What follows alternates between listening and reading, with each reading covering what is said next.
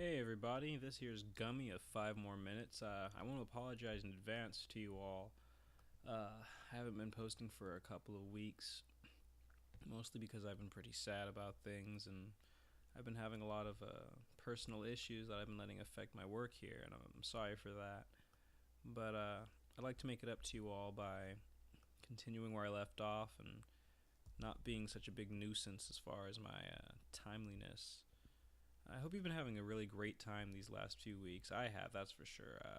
I've been stressed out, like I said, but I haven't been able to really de-stress from everything. So while I have had a good time, I've also had a really strenuous time, and I'm sure that Bookworm knows all about that.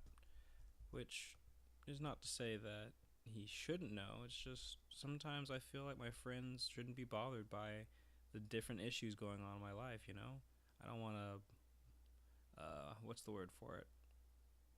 I don't want to beguile them or maybe engage them in my issues, wherever they may be, because I feel like they shouldn't have to be. But the truth is, if they're willing to, then yeah, dude, let your friends be there for you.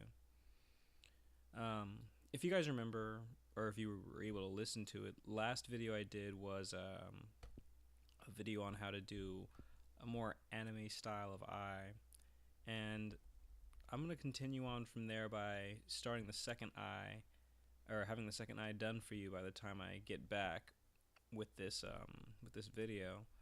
And what I'm gonna do right now is take a little pause and bring both the eyes back up, because when I last was recording, I didn't actually what's the word for it? I didn't actually save the I didn't save the file that I had, so there's no file to continue from, which it should be a big deal, but I remember pretty well what I was doing last time. So I'm going to use these paths and get back to you all with that. Now, before I go, I want to say I'm very sorry for my absolutely inexcusable uh, lack of timeliness. Anyway, here I go.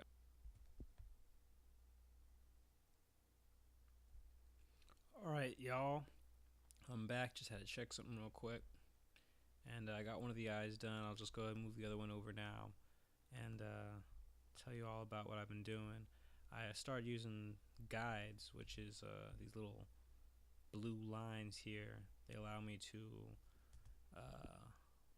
more accurately draw on my surfaces as I need, which is really useful. The problem is I keep having to try to avoid them, because as you can see, I am not the best at using guides just yet. That's alright though. With time comes experience. Let's see where this one is in relation. So it's a little bit to the left of the guide, to the right of the guide, and it's definitely aligned with it.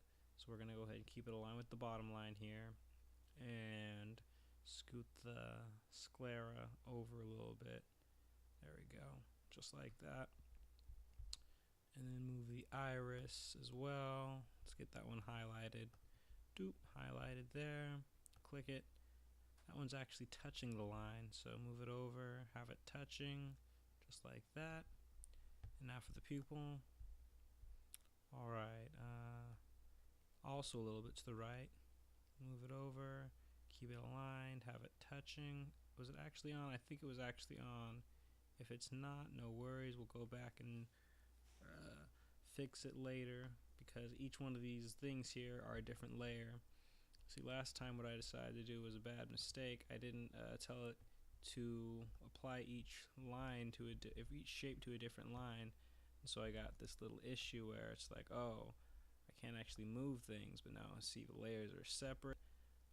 They have more of a continuity and an ease for me to move them around. Whew, I'm a bit tired here, guys. Sorry for all this, but yeah, they look a lot better together now. And ooh, little pop up there. Man, I gotta get my computer fixed. But yeah, like I was saying, they all look much better now, I think, I wish y'all would tell me. I really like drawing for you, but I don't know what to draw all the time, so I get a little confused, a little discouraged. But anyway, we're gonna stroke the outline here with the brush. Oops, I went and messed up. Forgot to select the sclera. And then stroke the sclera outline with an airbrush. There we go. And you know what the other thing I forgot to do was path to selection. You have to have something for it to draw in if you're gonna go ahead and stroke it. So there's that bit. Let's see. Why isn't it drawing? Oh no. Let's see. Sclera selected. It's supposed to be drawing in here. It's drawing with white. Might help a little bit if I draw with the right color. So stroke to path. Nope. Path to selection. That's the one we want. By the way, what I did over here was select the undo history tab. You can go back as far as you need to, and it'll just let you go ahead and do that. Matter of fact, I can go all the way back to the top before I start drawing. And if it'll stop freaking out, you won't have to see all this, but it looks like it will. No worries. Or I can go all the way back and apply all these little things here. Bam. There we go. Anyway, path to selection. What we want to do is go back to paths. Go ahead and stroke path in black. Very important. And do that right there. Whoa, what is this? I don't know what's going on here. Let me go check that one out real quick. Airbrush. Right. Stroke. Okay, see, this is a little weird. It looks like it's got the pupil selected and the sclera selected as the area that needs to be selected, and that's exactly what's going on here. So I need to move this back down to size. It should be about size 6, I believe. I'm not exactly sure. I think it was size 6. Let's try 6. Manually putting that in, and then airbrush size 6 in. See, that looks a bit big too. Odd. Oh, there we go. Paintbrush, airbrush wasn't selected properly. Man, I don't know what's going on here anymore. It's like all my tools are fighting against me. Oh, speaking of fighting against me, you guys ever listen to, smooth stroke? That's probably what's going on. So let's remove smooth stroke. Try again. There we go, 51. It's looking a lot better now. But you guys ever listen to Fighting with Tools by this one amazing band? I can't remember their name right now, but I can go ahead and link you to their YouTube page in the comments section.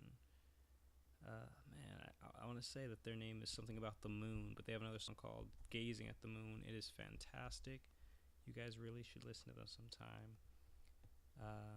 They're a really good band. In fact, they're so good they don't even need to have a name remembered right now. That's how good they are.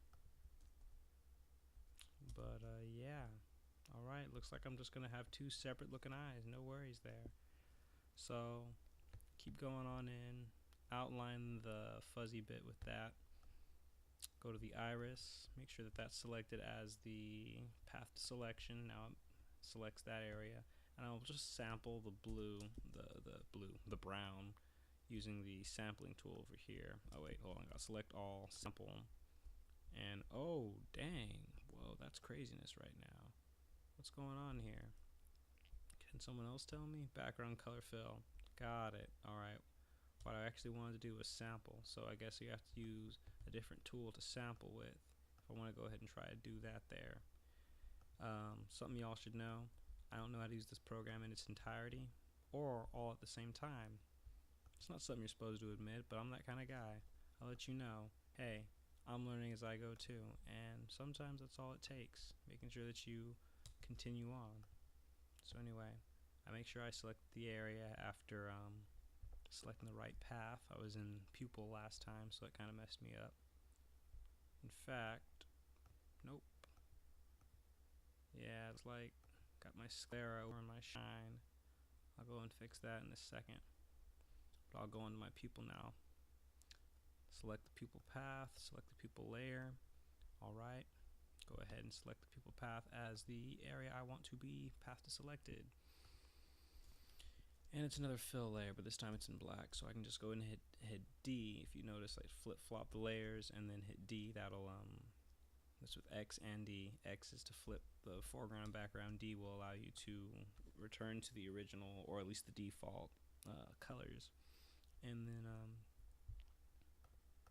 go go ahead and selected the bucket tool using Shift B like I showed you in some of the other earlier videos. I got a little bit of outline, as you see, over in this area here, selected as the shine, this layer. So all I'm going to go do is go and select this entire layer, select the sclera, remove what I see here, and it should remove it, all of it. Yep, it's all gone. Okay, good. I'm going to go ahead and move that over to the sclera layer. Go ahead and paste it. Yeah, I want it to stay there, so I tell it to paste. It says floating selection layer, that's okay. And if I go ahead and hit M or anything else, it'll make sure to paste it actually in there. Now it's properly adjusted. It's all good. Alright. Now the only problem that I see here is that we have a little issue as far as the cleanliness of the lines. Well, we're running a little bit over time, that's alright, but the cleanliness of the lines is the issue. And what I'll go ahead to do is make sure I didn't show you guys earlier my remover layer. It's to help me take things out. I'll remove the lines here, and the fuzz is about the same. That's alright with me. The fuzz around the sclera. And what is an issue is the fact that we don't have a shine and we don't have blurriness. Not a lot of things that are natural are just perfectly lined up. That's just the way the natural things are. We're not very uniform. It may look that way, but really, when it comes down to the basic blocks, it's like, oh, you got hexagon shapes, and then sometimes there's that little bit that makes it all change, a little bit more exciting. So I decided to select the blur sharpen tool. I'm using the blur section of it, and I'm blurring the edges of the iris to give it a little more organic feel. And same thing goes for the pupil.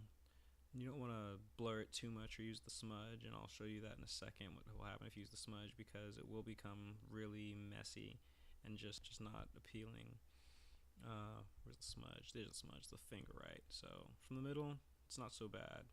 But if you go ahead and smudge from the outside, see what I did there? I'm actually in the pupil layer right now, and it's giving it that sort of a hash thing going on. Now I know a lot of characters have this sort of thing, and it looks wonderful on a character. If you want to use it, go for it. But if you accidentally try to use it to blur, you'll get a good blur for most of the eye, and you'll mess up a little bit, and it'll start doing this right here, and it's like, uh-oh, what happened at the bottom? So if you want to go ahead and give it that kind of effect, go for it. But you should know in advance that it's going to give it this really wild sort of feel, and I have not been able to reproduce that using any sort of macros myself. But if you figure it out, let me know. I'll go ahead and use them. Send me the link, or if you could just send it to me in an email, that's cool too. See how it's kind of coming together there? I know, I'm off track again. That's how I go. I love being off track. I guess I do. It must be true. Otherwise, I would not do it so much, you know? Alright, back to where we were. So, those are all taken care of. Now I'll put a little bit of shine on it. Select the shine layer. There's no shine path to select, and I didn't want to anyway. What I decided to do was use the airbrush, switch the layers here with this little button, or X. Either one does the same thing. And start putting on a little bit of shine, just a little bit. You don't want a whole bunch, so I'm probably going to drop the opacity down. Raise the size from 14 maybe to 20. 20 sounds good, yeah. And it's not opaque enough. Maybe to 65. 65 sounds good. About halfway is usually a good gauge for how you want to get something done as far as filling it in, because if I wanted to just cover over it like this, it's more of a fog, you see. And that's at 65. That's alright. We can work with that. But if I do it 2-3 times, you'll see it does like this here, and it almost whites it out entirely. And whether or not I want that is dependent on my audience and my actual image, but for me, I just kind of want to give it a glow. So we're going to go ahead and do this right here at 65, and another one over here. Oh, great way to use the little grid lines here. So you have the grid lines open up, and the guidelines, not grid lines, whoop. And we're going to snap to the guides, not the grid. There's a crazy grid I'll show you later, some other image. But if you snap to the guidelines, if you snap to the guidelines, it'll quickly snap. See how it's doing that a few pixels away? And that's useful if you got something like this going on where you want to fill in the middle, but you don't really want to, oh man, whew, getting a little tired. If you don't want to, have an uneven sort of thing going on. So I'll go do that to the outside as well, and you'll notice that the shape I'm making right here isn't uniform to the other one. It's also a lot darker, more filled in is what I'm saying, than the other one. And that's because I did this, and then I went to the erasure tool and dropped that down to 40%, made it a little bit bigger, and just went like this over it a couple of times. And I did that only over the middle part, not over the top of the eye there. So I did that, went back to the brush, back to, was it 20? 20, yep. Put a few more drops in and sharpen the bottom part. Now, after that, a couple of times through like this, I went around, try to make it as even as I could, and after I did that, I used the smudge tool, or the blur tool, and that really helps to even it out, because for me, I don't very regularly go on evenly, and that's just because that's the kind of artist I am. I'm not very good at uniform. If you want to, you can go ahead and smudge a little bit, as it's on a different layer. It's not going to get blurred in with anything else, but try to be sparing with your smudging, because smudge often leaves the image with a little bit less than what would be desired.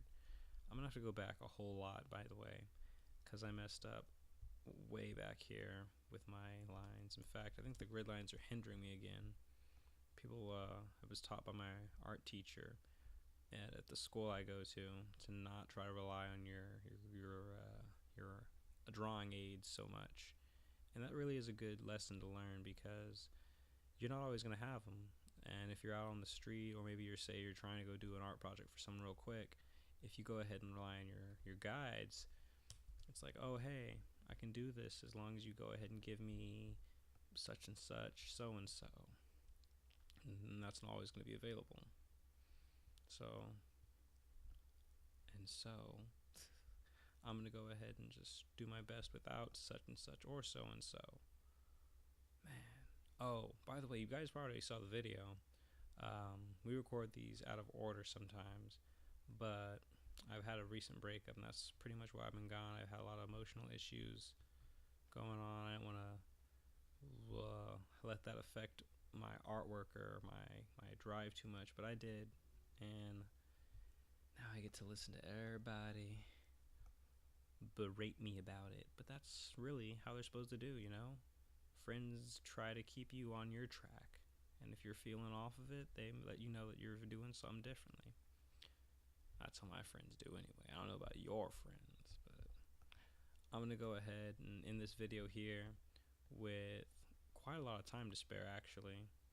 Some of the other videos have been a lot longer, and we'll put a nose maybe on this. Definitely some lips. I love drawing lips, but right now it's getting late, and I'm getting so tired.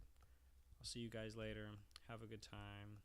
Just remember, it's not a big deal. Oh, by the way, the name of that band is, what is the name of that band? The name of the band is